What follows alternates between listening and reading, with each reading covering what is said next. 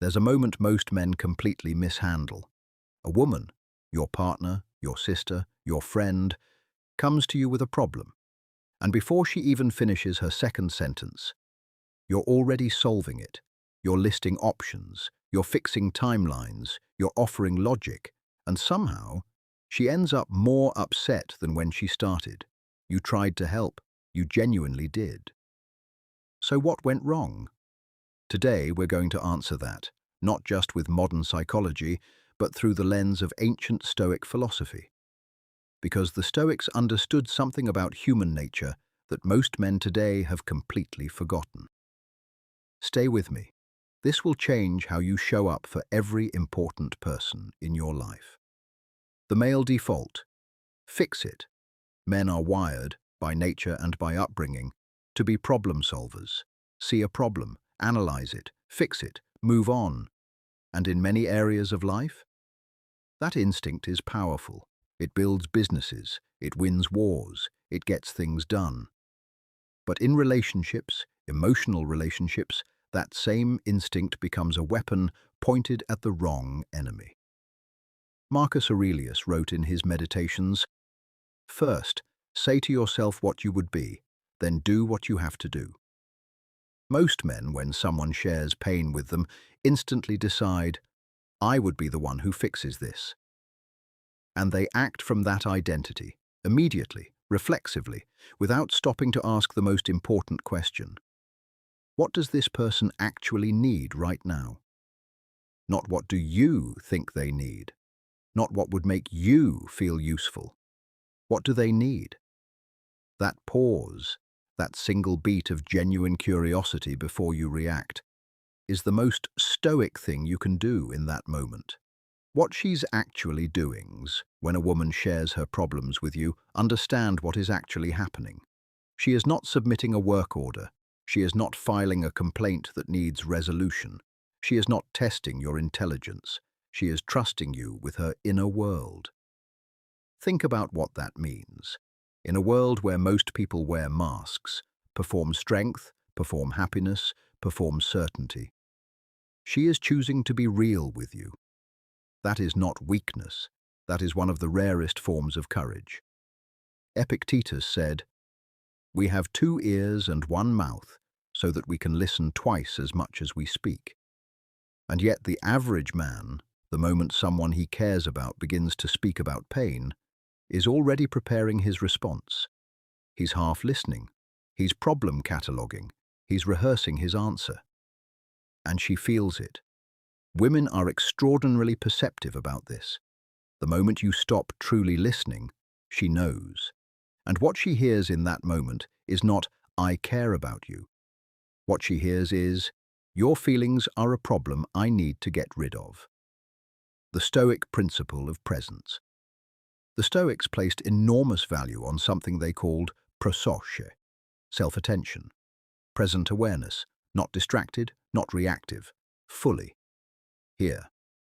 Seneca wrote to his friend Lucilius, "Retire into yourself as much as you can. Associate with people likely to improve you." Now, most people read that as advice about solitude. But there's a deeper meaning.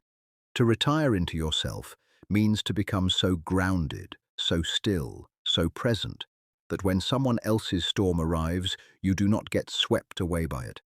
You become the calm in their chaos, not because you fixed the chaos, but because you held space in the middle of it. This is what the Stoic man offers. Not solutions, not logic, not a five-step plan. Presence, a steady, unshakable presence that says, without words, "I am here. I am not afraid of your pain. I will not run from it. I will not rush it. I will sit in it with you for as long as you need." That is Stoic strength, not the cold, emotionless robot that pop culture has made Stoicism out to be. Real Stoicism is disciplined compassion, the three Stoic responses. So what do you actually do when she shares something difficult? The Stoics gave us a framework, not in a self-help book, but through how they actually lived. Response 1. Listen without agenda.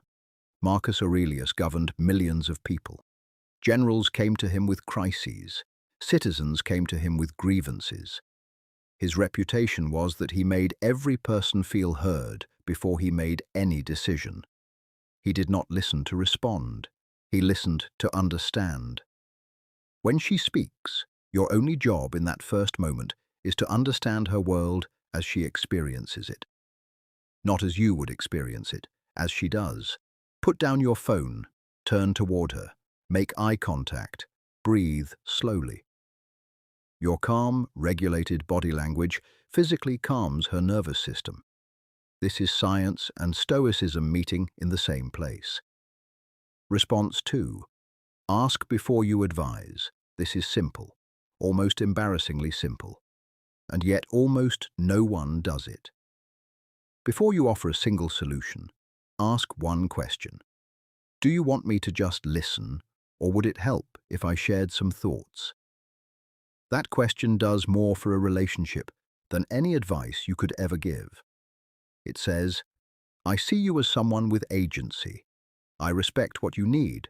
I am not here to impose my agenda on your pain. That is stoic respect in its purest form. Response 3. Validate before you solve. Validation is not agreement. You are not saying, you are right and everyone else is wrong. You are saying, given what you've experienced, I understand why you feel this way. Epictetus taught that we must always distinguish between what is in our control and what is not. Her emotions are not yours to control. They are not a problem to eliminate. They are hers, and the most honoring thing you can do is acknowledge them as real, as valid, as worthy of being felt. Only after she feels truly heard, only then, does the door open for solutions, if she wants them. What this builds. Now let's talk about what happens when you actually do this consistently. When a man learns to be truly present, to listen with full attention, to ask before advising, to validate before solving, something profound shifts in his relationships. Trust deepens. She begins to come to you more, not less, because you have become a safe place, a harbor in the noise of her life. And paradoxically, when real decisions need to be made, when real problems need to be solved, she will come to you first.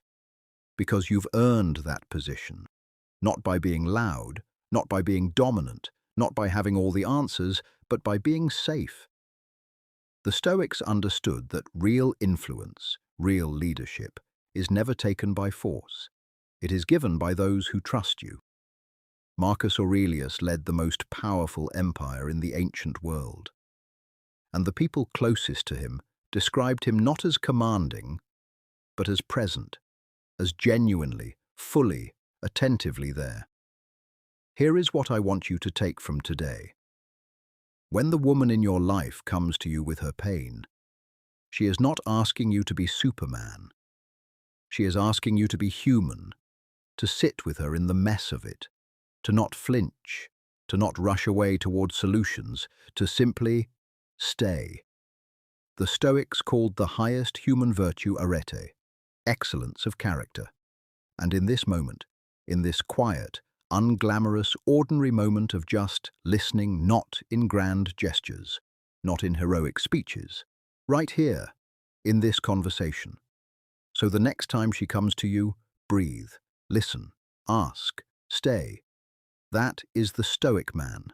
That is the man worth becoming.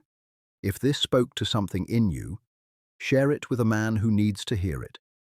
Subscribe for more Stoic wisdom applied to real modern life, and leave a comment below. What's the hardest part of this for you personally?